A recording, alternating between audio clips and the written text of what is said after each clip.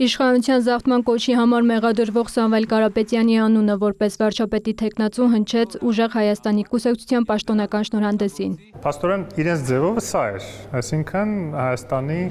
օրենքներին հակասող որոշումներ կայացնելը։ Մեր առաջնորդը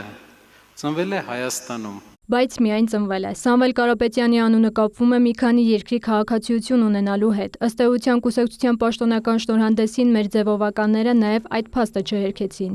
Ընտրություններից 20 օր անց ազգային ժողովի առաջին նիստին անմիջապես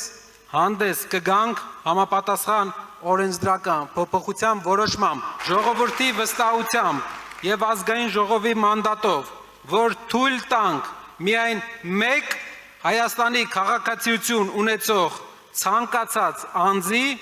դառնալ Հայաստանի վարչապետ։ Այդ ժամանակ Սամվել Կարապետյանը կլինի միայն Հայաստանի Հանրապետության քաղաքացի։ Սամվել Կարապետյանի եղբորորդուն նշած ազգային ժողովի ընտրությունից 20 օր հետո Սահմանադրության նորմի փոփոխության գնալու մասին հայտարարությունը փաստում է Սամվել Կարապետյանը չի հրաժարվելու այդ երկրի քաղաքացիությունից, քաղաքագետն էլ հարց ունի։ Այդ օրենսդրական նախաձեռնությամբ ուր պետք է մտնեն Գոսդումա, թե Կիպրոսի խորհրդարան, որպեսզի փոխվի այդ նախաձեռնությունը, օրենքը։ Եվ երկրորդը, ենթադրում եմ իհարկե, որ Սամվել Կարապետյանը իր շեֆերից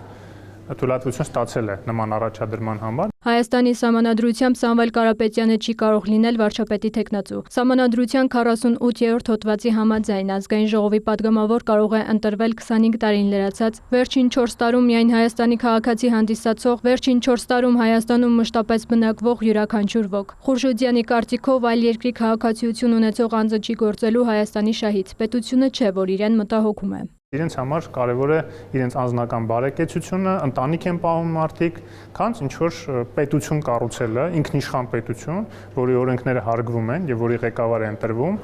այդ երկրի քաղաքացին բացառապես, այլ ոչ թե այլ երկրի քաղաքացի, որ նաեւ բնականաբար սպասարկելու է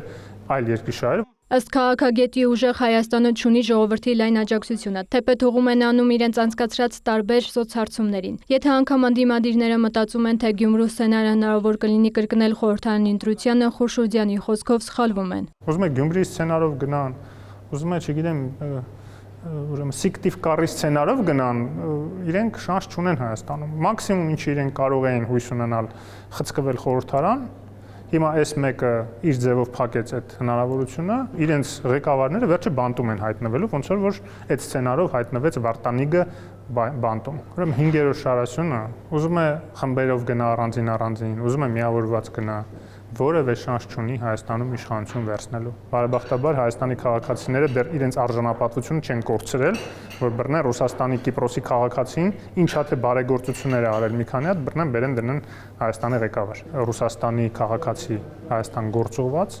ուզում է դա նախկինում գործողվածներ լինեն, ուզում է այս նոր գործողվածը լինի, Հայաստանում Իվանիշվիլի դառնալու որևէ շանս չունեն։ Քաղաքագետը հավելում է, նրանք նաև լավ գիտակցում են, որ ի տարբերություն իրենց իշխանության հանդեպ ժողովուրդը մեծ վստահություն ունի։ Իշխանությունները այսօր կարողանում են արտաքին քաղաքականության մեջ հաջողություններ արձանագրեն եւ ճիշտ ուղով են տանում Հայաստանը, դա արդեն մեծ պլյուս է իրենց համար եւ մեծ կռվան է ընտրություններից առջեւ։ Նաեւ մեր իրական դաշնակիցների աջակցությունը, որ իրենք ստանում են պաշտոնապես փաստացի, թե Միացյալ Նահանգների փոխնախագահի շուրթերով դա հայտնեցին, որ աջակցում են իշխանություններին, թե Եվրոմիությունից են դա ասում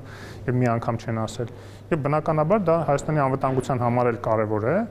որ այդ ներդաշնակությունը լինի, բայց ամեն դեպքում ով ինչքան ձայն կհավաքի, ժողովուրդը կորոշի։ Բայց իրենք այդ խամաճիկները դրսի ուժերի որևէ շանս չունեն։ Մերի Խաչատրյան, Արամ Հարությունյան, լուրեր։